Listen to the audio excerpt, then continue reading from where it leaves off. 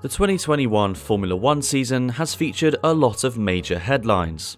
Sebastian Vettel to Aston Martin, Daniel Ricciardo to McLaren, Fernando Alonso returning to F1, as well as Sainz and Perez joining new teams. But one enormous headline that kind of flew under the radar somewhat was Mick Schumacher, son of 7-time world champion Michael Schumacher, joining the F1 grid. Now, we've had father-son drivers in the past, such as Graham and Damon Hill, Keke and Nico Rosberg, Jos and Max Verstappen, but none of these come close to the significance of Michael and Mick Schumacher.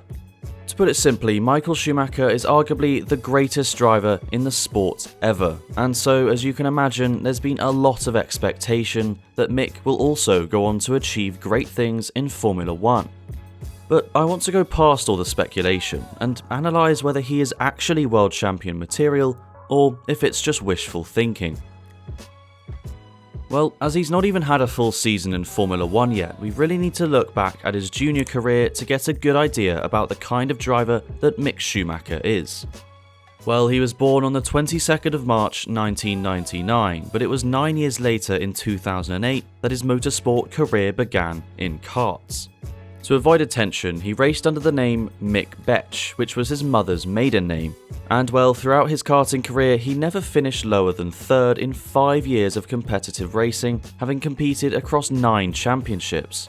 Now, he may have only won a single title in this time, but this is a great foundation to build on moving forward.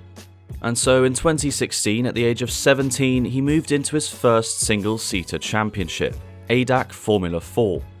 This was also the moment he changed his competitive name back to his father's, Mick Schumacher. And well, it was an impressive debut campaign with 5 wins and 12 podiums to finish second in the standings come the end of the season. Not only did he compete and achieve success in ADAC Formula 4, but he also competed in Italian F4 that same year, and came second in that championship too. Now, if that doesn't show true potential, then I'm not really sure what does. Well, after a year in MRF Challenge, he moved into Formula 3 and into the spotlight of top-level motorsport. Now up to this point, Mick has shown that he can fight at the top season after season, but as of 2017, he's only won a single title in his career, and that was his first ever series in the German Körperner Kart Challenge. But this title-winning drought wouldn't last long as he entered his first season in F3. Well, the first half of the season was nothing to write home about, only claiming 2 third-place finishes.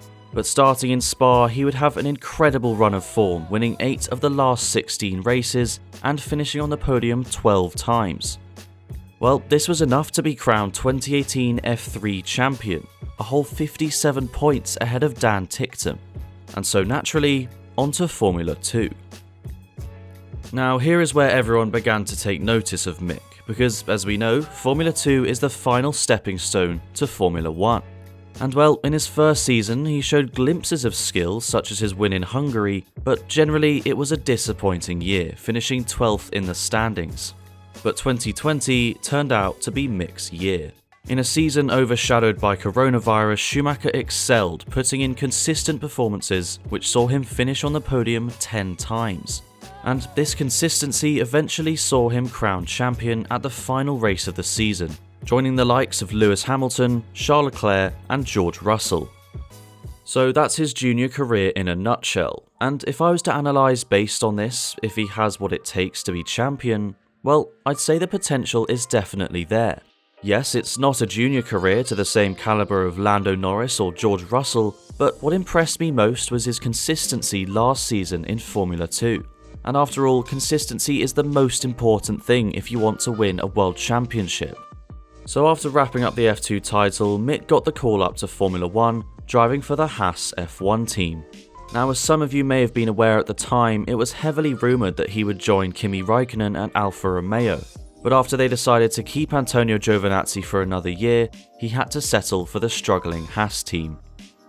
Well, partnering him for the 2021 season is Nikita Mazepin, the son of a Russian oligarch called Dmitry Mazepin. You can tell he hasn't suffered much in his journey to F1. But after all, what matters most is how the drivers perform on track despite their upbringings. And so, let's look at Mick's 2021 season so far. Well, in a direct head-to-head comparison, Mick has undoubtedly been the better driver so far, beating Nikita 8-1 in qualifying and 8-1 in the races, with an average qualifying gap of around half a second.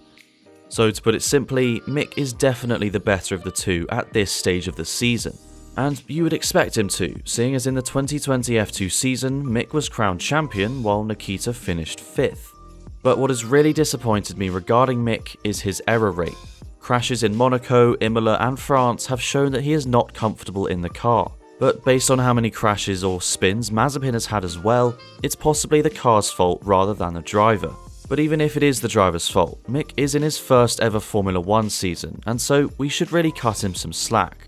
If he is then still crashing and spinning next year as well, then there's something wrong fundamentally. And so when looking at his goals and aspirations for this season, the Haas simply isn't competitive enough to fight with other drivers. So all he has to do is beat Mazepin convincingly over the whole season.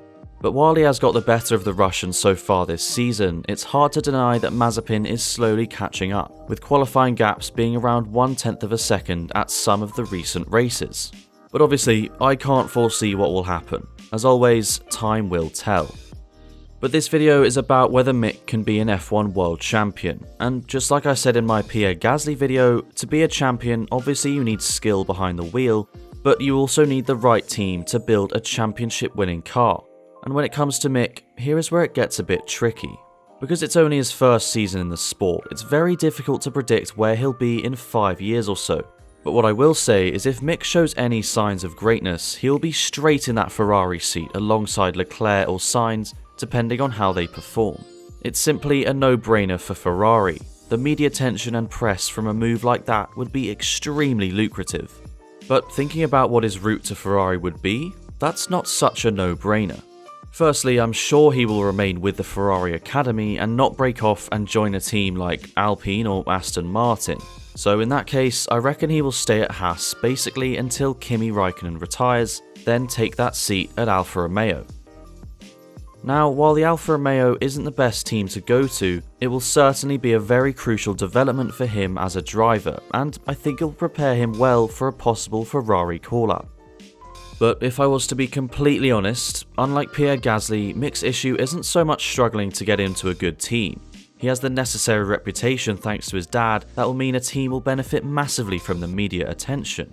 I think Mick's main problem is his ability, or lack of, compared to other drivers in the sport at the moment. But what do I mean by this? Well, to put it simply, Formula 1 has a real golden generation of drivers coming through.